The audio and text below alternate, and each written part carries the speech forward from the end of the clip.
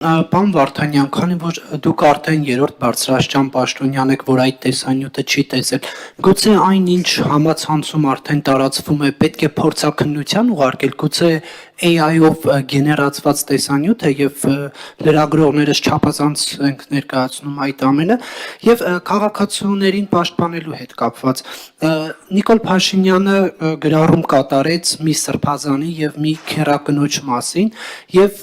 նախորդ հանգստյան օրերին մենք տեսանք, որ նմանատիպ տեսանյութ է հրապարակվել վերագրվելով սրբազաններից մեկին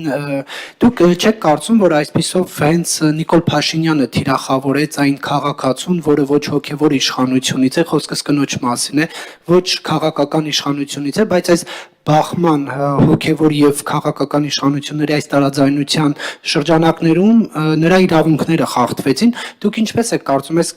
այսպես ասած անմեղ քաղաքացիներ, որոնք ոչ հոգևոր իշխանությունից են, ոչ քաղաքականից են, ով պետք է նրանց պաշտպանի, որ նման իրավիճակներում չհայտնվեն։ Իսկ ով ասես, որ հոգևոր իշխանության դասին պատկանող քաղաքացիները չպետք է պաշտպանեն, պարոն Կիրակոսյան, նրանք էլ պետք է պաշտպանեն։ Նյութի հետ կապված եւ նյութի հրապարակման հետ կապված, ես պետք է ասեմ, որ դա բավականին վրդովեցնող նյութ էր եւ տարածումը եւ այդ աստիճան տարածումը սոցիալական ցանցերում առնվազն անընդունելի պետք է համարել, որտեղ խոսքը վերաբերում է անձնական կյանքի պաշտպանության մասին եւ անձնական կյանքի վերաբերյալ նման տեսակի նյութեր տարածելը որևիցե եղանակով չի կարող դիտարկվել որպես իրավաչափ երևույթ։ Սա մեկ,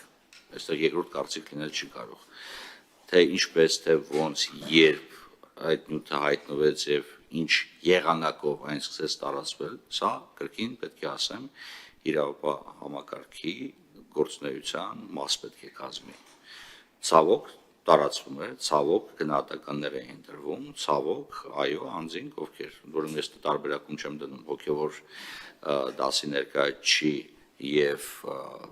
հոգևոր դասին չպատկանող ներկայացի միջև, որովհետեւ երկուսի անձնական կյանքի իրավունքներն ըստ էության սրանով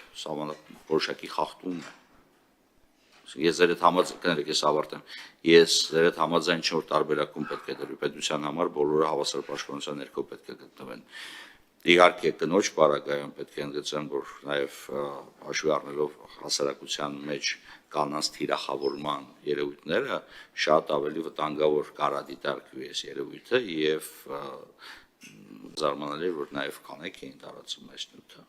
Շատ զարմանալի էր։ Ինչևէ, ինչ վերաբերում է գրառմանը եւ դեպքին, ես չգիտեմ, եթե դուք տեղեկություն ունեք, պարոն Կիրակոսյան, հրապարակ եկել է, այսինքն խոսքը գնում է նույն մարդու մասին, թե այլ մարդու մասին։ Չգիտեմ, չեմ կարող, չգիտեմ, ես չգիտեմ ով քերակինն է եւ ինչով, ես պարզապես ուզում եմ հասկանալ, որ պատճառ-հետևանքային կապը ոնց եք տեսնում, ես չեմ տեսնում, ես կուզենայի, որ դուք ավելի տեղեկություն ունենաք տրամադրեք այդ տեղեկությունը։ Տրամաբանական կապ կա, պարոն Վարդանյան, Փաշինյանը գրում է սրբազան ինձ հետ ինչ գործ ունես եւ շարունակությունը, որ բոլորին հայտնի է, եւ մի քանի ամիս անց հրապարակում է տեսանյութ։ Այսինքն չստացվեց, որ վարչապետը թիրախավորեց։ Այսինքն այդ 6, 7, 8 քանի ամիս է անցել։ Այդ ամբողջ ընթացքում ես չեմ կարող ասել, ինչքան չեմ հետևում ճիշտ ասած այդ ժամանակային 3-4 ամսի միջև որևիցե այլ իրադարձություն տեղի չունեցել մեր երկրում, եւ այդ փոխադարձ կապ եք տեսնում այդ երկու երևույթների միջև։ Եթե տեսնում եք կամ լրացուցիչ բան եք ասելու, ասեք պարոն Կիրակոսյան, մի թաքցրեք հանրությունից, որտեղ լրատվամիջոցները պետք է հրապարակեն ոչ միայն տեղեկություն, որոնք վերաբերում են պետական պաշտոնյաներին, այլ նաև ցանկացած այլ տեղեկություն, որոնք վերջիններս հնարավորություն ունեցել ձեռք բերել։ Ինչպես հասկանում, պարոն Կիրակոսյան, ձեր համար ոչ սահմաններ գոյություն ունեն, ոչ բան, դուք հասանելիություն ունեք բոլոր պետական պաշտոնյաների հոգևոր դասի բոլոր ներկայացուցիչներին, ինչու ոչ, եթե գտնում եք, տարածեք։ Ինչքան շատ այդքան լավ։ Ի վերջո ժողովրդավարությունը պահանջում է հետևյալը, որ ցանկացած երևույթ, որը կարող է վտանգել ժողովրդավարության գոյությունը, պետք է լուսաբանվի, դա պատահական չի, որ չորրորդ իշխանություն հասկացությունը արմատավորվել է զանգվածային լրատվության միջոցների պարագայում, բայց չորրորդ իշխանությունը եւս պետք է կատարի իր դերակատարությունը, պետք է կատարի այն օբյեկտիվ, այնպես ինչպես իշխանության մյուս բոլոր 3 թևերը։ Եվ եթե կարելի է, պարոն Կիրակոսյան, ես զուտ հավելեմ, որ տարիներ շարունակ, հատկապես վերջին ժամանակաշրջանում, բազմաթիվ պատմություններ իրողությունների մասին պատմություններ կան հոգևորականների, ուրեմն կենցաղի եւ անձնական կյանք ունենալու վերաբերյալ։ Եվ հիմա հասել ենք մի փուլ, երբ որ ոչ միայն քաղաքացիները, այլև հենց եկեղեցու ներսում եղած հոգևորականներն են սկսել խոսել եւ տարբեր պատմություններ պատմել տարբեր բարձրաստիճան հոգևորականների մասին։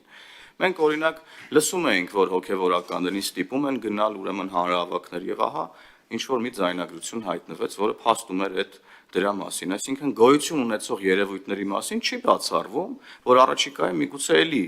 փաստական այլ հանգամանքներ հայտնվեն տարբեր մարդկանց մոտ եղած համացանցում եւ դառնան հանրության քննարկման առարկա։ Եվ լավ կլինի, որ հանկարծ ու հանկարծ ուրեմն ձեր կողմից իշտակված տեսանյութի պես տեսանյութեր հանկարծ ու հանկարծ էլ չտարածվեն, ես խորը վիշտ կունենամ, եթե նման տեսանյութեր էլի տարածվեն հոգևորականների մասին։ Մի կողմ եմ դնում հիմա նախորդիվ մեր քննարկումը անձնական կյանքի, դա արդեն ֆիքսեցինք, որ անընդունելի է, բայց մենք չենք մոռանում, թե ինչ պատմություններ կան, ինչի շուրջ է այսօրվա ուրեմն քննարկումներ եւ ինչի շուրջ է կոնֆլիկտը, ուրեմն հայ առաքելական եկեղեցու բարձրաստիճան հոգևորականների միջեւ։ Եվ քանի որ կան այս պատմությունները եւ այդ պատմությունները արի ու տես որ իրական են,